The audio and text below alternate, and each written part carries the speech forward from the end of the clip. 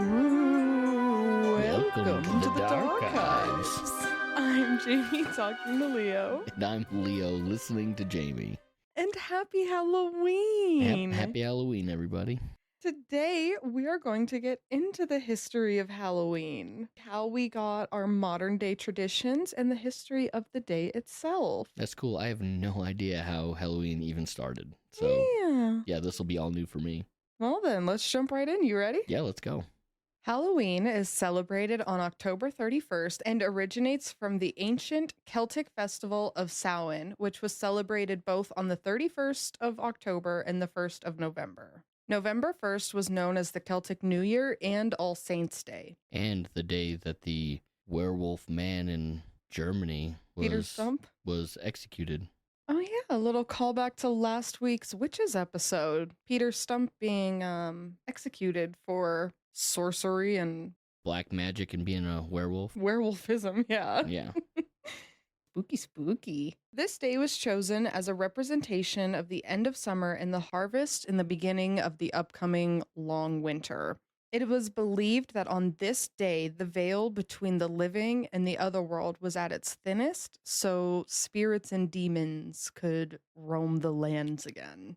Fun. Druids, which were Celtic priests, would light huge bonfires, attempt to tell each other's fortunes, and people would gather in costumes to burn crops and animals as sacrifices to the deities.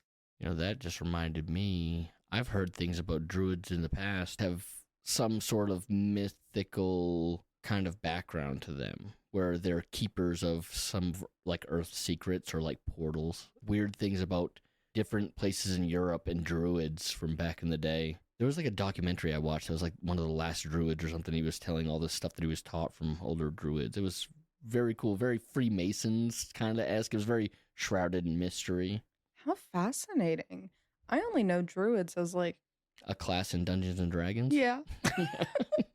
I haven't played it, but I know it from that. Yeah. By 43 AD, the Romans had conquered much of the territory of the Celts, and some of their festivals were combined with Samhain. Parentalia was a 9-day Roman festival for the spirits of the dead. During this period, no weddings could be held and their temples were closed, so everybody could just focus on essentially just like a celebration for all the deceased. Feralia was the last day of the festival, and that was when people would give offerings and gifts such as wreaths, grains, salts, wine-soaked bread, and violet flower petals placed at graves or tombs of the dead, and they would hold a large funeral feast. Very reminiscent of the Day of the Dead that happens down in Mexico. Mm-hmm. On May 13th, 609, Pope Boniface IV dedicated the Pantheon in honor of Christian martyrs, and a Catholic feast was held on the newly christened All Martyrs' Day. But Pope... in my notes, I wrote Poop Gregory III. Sorry. I'm just really trying to make that religious community hate us. Huh? I'm sorry, that was an accident. Pope Gregory III expanded this day to saints as well and moved it to November 1st. So that's how we got All Saints' Day on November 1st. This might have been, it's speculated, that this move was an attempt to rid the Celtic tradition and replace it with a church-sanctioned one. So just trying to wipe out their beliefs and all that. Yeah, get rid of the pagan, the quote pagan stuff and bring in the new holy empire. Your new empire. My new holiday. Yeah. Unlimited holidays. Oh, yeah. If anybody gets that, you're one of our people. All Saints' Day was also called All Hallows or All Hallowmas, which comes from the Middle English word All Hallowmas, which just meant All Saints' Day. Okay. So the day before it, being October 31st, began to be called All Hallows Eve and eventually Halloween. In the year 1000, the church, which had spread Christianity into the Celtic lands by this point, declared November 2nd All Souls Day. Okay, so back then we had Hallows Eve, Mm-hmm. All Saints Day, and then All Souls Day. Yes. All Souls Day was celebrated much like Samhain was, with bonfires, dressing up, parades, that kind of stuff. Now, Halloween in the US was not wildly celebrated. They didn't do a whole lot until the displacement of Irish citizens due to the potato famine. So they brought with them the traditions of Samhain and everything that had been mixed into it. And that's where the US really got its Halloween from. Cool. Thank you, Irish. Yeah, thank you, Irish, for a fun holiday. Yeah, my with favorite. Super cool decor. I love the decor. So now we're going to get into where we get some of the more commonly associated items, events, things like that with Halloween, where we get those from. We're going to start with my favorite, the jack-o'-lantern. According to legend, a man named Stingy Jack repeatedly trapped the devil in various situations. Jack was a stingy, drunk, and manipulative little man. And when the devil heard of Jack and his nasty reputation, he came for his soul, but Jack convinced him instead to take him out for a drink beforehand. Yeah, have a drink with the devil before you go down. Mm-hmm. When it came time to pay, Jack didn't want to. Stingy Jack. So he convinced the devil to become a coin to pay for the drinks. The devil thought this was kind of funny. You know, he's a bad man. It's funny to play a little trick like Let's this. get one over on the bartender. Yeah. After the devil became this coin, Jack put the coin in his pocket and kept it next to a little silver cross so the devil couldn't transform back into his normal being. Jack only allowed the devil to change back with the promise that he wouldn't come for Jack for another 10 years. When that time came and the devil came back for him, Jack once again tricked the devil, this time by asking him to climb a tree and pick an apple for him. While the devil was up in the tree, Jack carved a cross into the tree so he couldn't get down until he promised Jack not to take his soul after he died. The devil agreed, he got down, and they parted ways. But when the time came and Jack passed away, he was denied entry to heaven due to his poor behavior on earth, and he was denied entrance to hell since the devil's a man of his word. He wasn't going to take his soul. He gave Jack a parting gift of an ember from hellfire. Jack then put the ember into a carved turnip to light his way around the limbo he was stuck in on earth. From then on, his ghostly figure was referred to as Jack of the Lantern or Jack-o'-lantern. On Halloween night, when the veil between the worlds is at its thinnest, you can keep tricky Jack away by lighting your own jack-o'-lantern. What a cool little fable for the origin of jack-o'-lanterns. I love that. That's cool. I've never heard that before. I hadn't either. I had to start with that. Next, I have kind of a mix or a combination of how we get ghosts associated with Halloween and dressing up. Establishing how ghosts are put in with Halloween is pretty easy. With the veil being its thinnest on this night, it was believed that the spirits could be seen by the living at this time. So you could actually see your ancestors or, you know, whoever. So that's where we get the ghosts from. Yeah, it makes sense with even with the gift giving and all that stuff for the dead. Yeah. What this meant, though, was that both good and bad spirits could come back. So this is where the tradition of dressing up comes in. Dressing up in disguises was originally done by the Celtic people in order to avoid being harassed or terrorized by the bad spirits. If you look like a bad guy, the bad guys won't come get you. Typically, this would be done by wearing animal heads or skins, or sometimes smearing the ash from the bonfires on their face. It was thought that if the living saw the spirit of a loved one, they could take off their costume or disguise, but if they saw a bad spirit, they could remain disguised from them. Hide in plain sight. Very cool. Next is trick-or-treating. So there's a few different ideas on where we get this tradition, and I'm going to lay out 3 different theories for you. The first one is that during Samhain, people would leave food or drinks out for the spirits who were traveling the earth that night. This eventually transformed into people dressing as spirits in the hopes of getting some food and drinks as well. The second theory is Scottish people did something called guising or souling, which was where children would go door to door offering prayers or later jokes, songs, and other tricks in exchange for food and money. And the third theory is a German American Christmas tradition that might play a role in this. Belsnickling is when children would dress up in costumes and go to neighbors to see if the neighbor could guess who the children were. If they couldn't guess, the children were rewarded with food or treats. So, take your pick on which one you like best. Those are all the origins of trick-or-treating? Yeah. Oh, that middle one there was kind of like, it reminded me almost like caroling for Christmas, but instead it was for like offering prayers and all that. Mhm. Instead of caroling for Christmas, you're going around offering prayers for, this ghostly of time of year Yeah. where we're celebrating the dead and all that. You like that one better?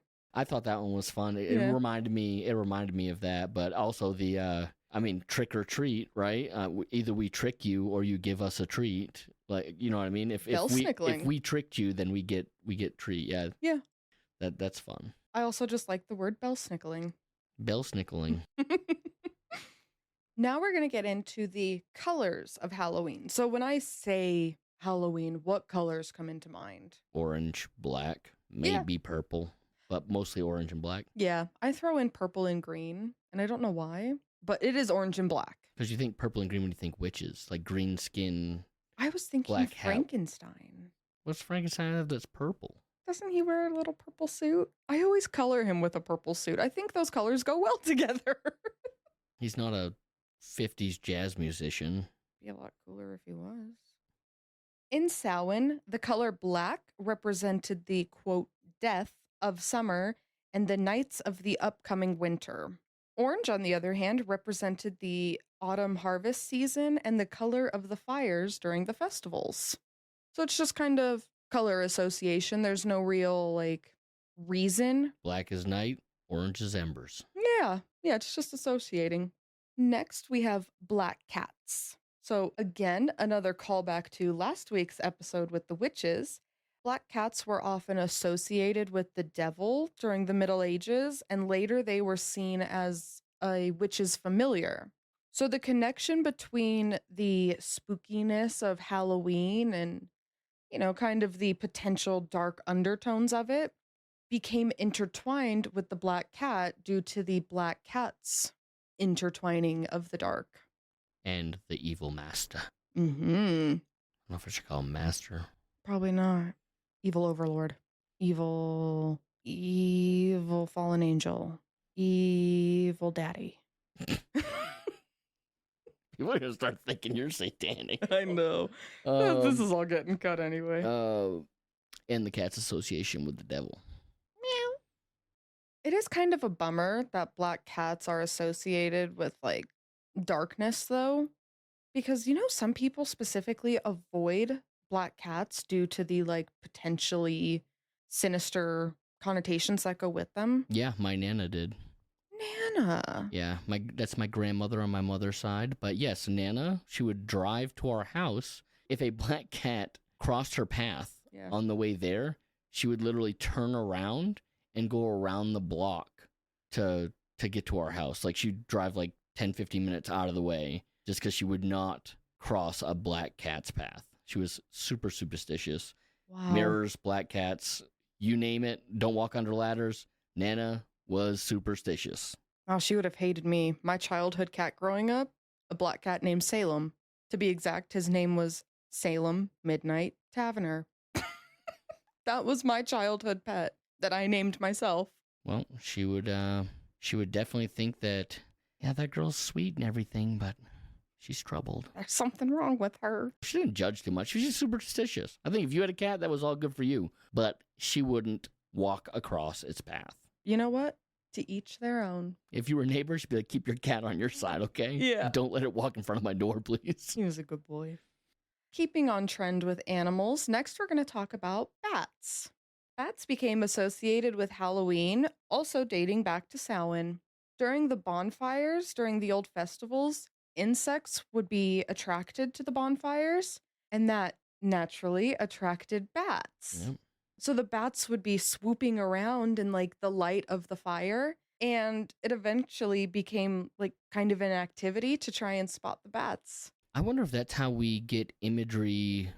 Like when I think Halloween imagery and stuff, you think of black shadows kind of flying through the sky. I wonder if some of that traces back to the bats around bonfires scooping up insects around. Like in the darkness, you just see these shadows coming through, these winged shadows grabbing things. I wonder if it, like some of that like darker imagery, you know? Yeah. I could see how that could be through folklore and stories and stuff. That could be, oh, these are the spirits swooping around. What an idea. I don't know, but I absolutely love that. And I'm willing to say, yes, that is where we get it from. Well, we don't know, but I'm just sitting here spitballing ways of how we got to where we are Yeah. and the way we think about Halloween, Yeah. especially with these festivals. Everything starts pretty much as a fairy tale, and it's a legend that's supposed to teach a lesson and something that's shrouded in so much lore. Mm-hmm. And with the afterlife being a big part of it, I just imagine that these things could all kind of weave their way together. Well, I love that. I love that idea. The last one that we are going to get into is something I have personally never done, but I do know it's associated, and that is bobbing for apples. You ever done? I have bob for apples. Is it hard? No, depends if your mouth's big enough to grab onto a part of an apple. But if you get the apple in your mouth right, like right at where it curves at the top there, you can kind of bite it pretty good. But it's when you go to chomp down on it, they push away from you because it's in a bucket of water, right? Yeah. So Maybe I'll try that this Halloween. dunk your head. Really, the baller move for anybody who has never gone bobbing for apples or never figured it out, what you gotta do is press that apple up against the corner of the barrel, the bucket, whatever it is. If you can get to the bottom of the bucket, cool. But you shove your face up against the side and the apple, and then the apple will stay kind of lodged while you sink your teeth into that sucker and come up with it. Beautiful. Pro tip from when I was probably 9. So I want you guys to know that. All right. Well, this tradition actually goes back to another Roman festival that would honor the Roman goddess of fruit trees, gardens, or orchards, Pomona. There was an ancient courting ritual that was believed to predict your future relationships based on this game. After the Romans conquered the Celtic lands, this also blended in with Samhain. And guys, that's all I got. I know this is a shorter episode, but all the better. So now everybody can go out and do what they want to do to celebrate this fun holiday. Yeah, it might have been short, but it was pretty fun. I mean, I'd never heard any of that stuff before, so that was fun for me to hear, for sure. I honestly had so much fun learning all this and telling you a blast. Love Jack-o'-lantern. So I hope you guys enjoyed this one as well. You guys can send suggestions to us. We are on Instagram and Threads as Darkives Podcast. Yep. And you can send an email to us at thedarkivescommunity@gmail.com. Also, another way to support the show is by leaving a rating down below and leaving a comment and let us know what you think, if you liked anything, or if there's anything we can improve on. Thanks for hanging out with us this Halloween, guys. Stay spooky, stay safe, and beware the spirits tonight. Everybody have some fun and be safe out there. Goodbye.